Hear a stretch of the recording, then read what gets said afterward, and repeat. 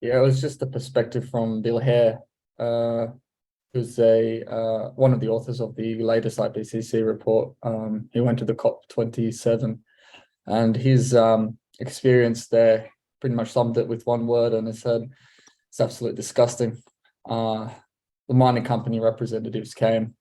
They brought their own entourage of entertainers, and Bielich has a number of people, friends within the mining industries, and he was told directly by quite a few that they had paid entertainers to go to distract, to stop people from making changes. So in the end, he came down, when he came to talk to us, he said, we can't rely on the mining companies changing. And I think that's the biggest issue.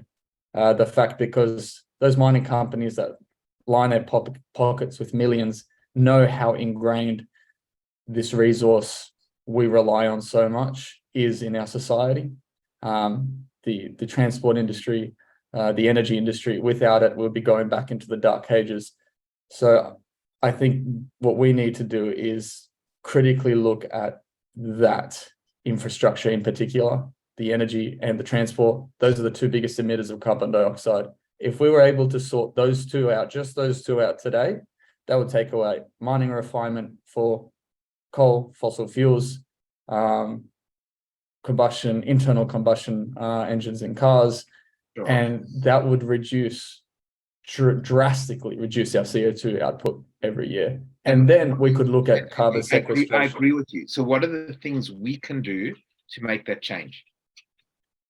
Yeah, so that's the complicated part. It's all about scale.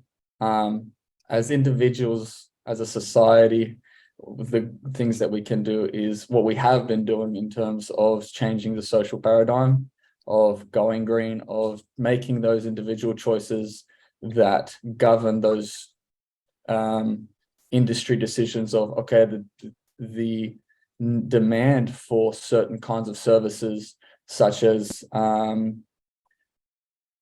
anti-carbon dioxide energy sources. There's a big push for renewable energies. People want solar, people want wind. They don't want those internal combustion cars, but that's the only thing we have right now. If we had cars that were affordable and were electric, at the moment they're not as affordable to everyone, so it's a bit hard. But if we had that infrastructure in place, we'd be able to get to.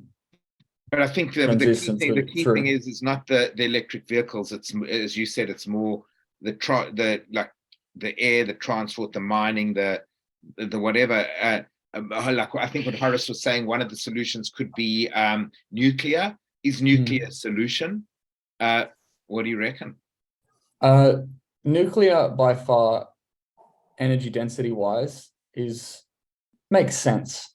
However, there are implications of radioactive waste and I've heard that they use radioactive waste to recycle it in producing more radioactive energy. And yes, that is a solution, but I think radioactive waste is a big issue and something they haven't learned how to deal with.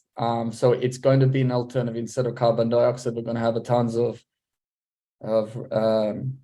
radioactive waste to deal with.